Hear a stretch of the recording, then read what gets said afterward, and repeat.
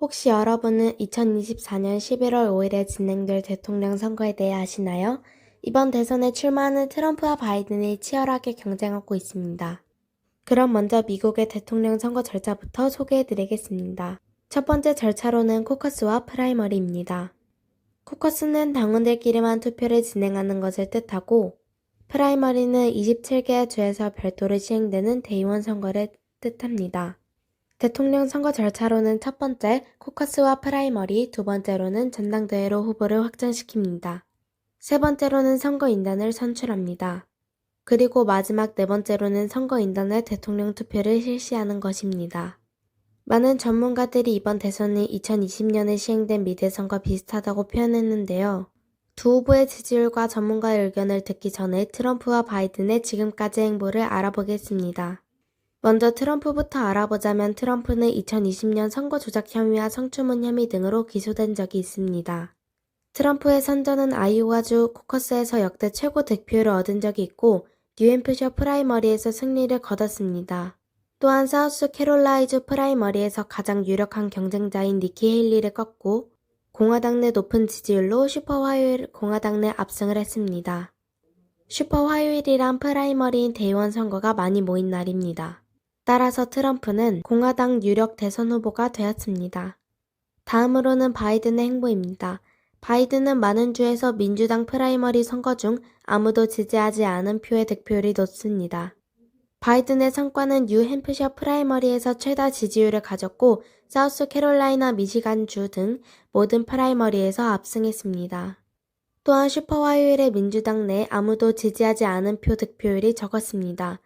이처럼 모든 경선에서 승리한 바이든은 민주당의 대선 추정 후보가 되었습니다. 다음은 두 후보의 지지율 변동을 확인할 수 있는 그래프를 보면 2020년에 표를 준 후보를 다시 지지하겠다는 응답자들이 트럼프 전 대통령은 97%, 바이든 대통령은 83%였습니다. 또한 가상투표에서 트럼프 득표율은 48%, 바이든은 43%였습니다. 엘먼 릭트먼 교수의 의견을 보면 바이든이 우세를 보인다고 답하였습니다. 바이든의 승리를 예상하지만 시간이 많이 남아 정확하지는 않다고 합니다. 바이든의 강점으로는 현 대통령이므로 안정된 지지율을 가지고 있고 당내 큰 경쟁이 없음, 장기적인 경제 성과를 보임, 그리고 트럼프가 광범위 지지를 받지 못함 등이 있습니다. 트럼프의 강점으로는 민주당의 입지가 낮은 것과 고령인 바이든에게 분열되는 지지 등이 있습니다. 그렇다면 향후 지지율에 영향을 미친 요소는 무엇일까요? 첫 번째로는 유권자의 구성 변화, 두 번째로는 응심중지법 관한 입장 설정, 마지막으로는 경제 실적으로 이 세 가지가 영향을 미칠 요소입니다. 유권자의 구성 변화를 보면 공화당의 주요 지지층이 감소했고 진보적 교육을 받은 백인 유권자 수가 증가했습니다. 그리고 비백인 반공화당 세력이 증가하여 유권자의 구성 변화는 바이든에게 유리한 요소입니다. 다음으론 임신중지법에 관한 입장 설정에 대해 알아보겠습니다. 임신중지법이 헌법에 부합하다고 판결된 사례로 로우 대 웨이드 판결이 있습니다. 임신중지법 찬성 여론이 확대되고 공화당의 임신중지법 폐지 행보가 있었습니다.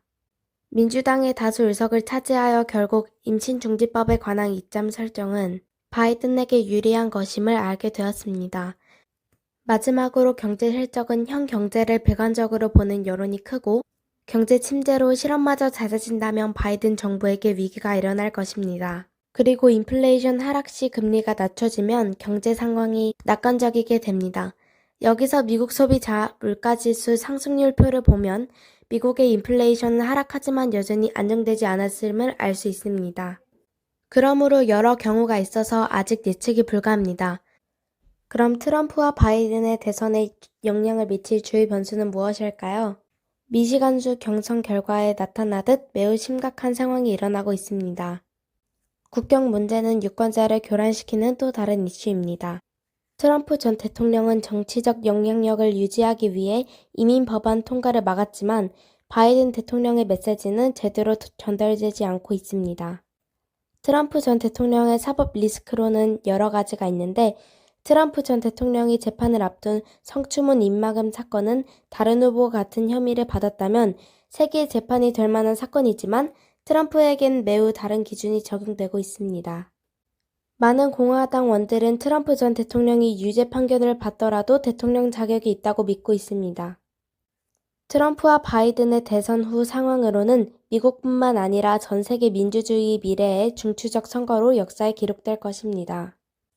트럼프 전 대통령이 패배하면 선거 결과를 뒤집기 위해 가능한 모든 일을 할 것입니다. 가능하다면 폭력을 선동할 수도 있지만 트럼프의 경고처럼 내전까지 갈 것이라고 우려할 필요는 없다고 생각합니다. 이를 통해 보면 그는 바이든이 더 우세하다고 보고 있습니다. 아직 정확한 상황 예측은 어렵지만 바이든이 우승할 가능성이 더 높다고 볼 수 있습니다. 이상 신속 유네스코 동아리 1조였습니다. 감사합니다.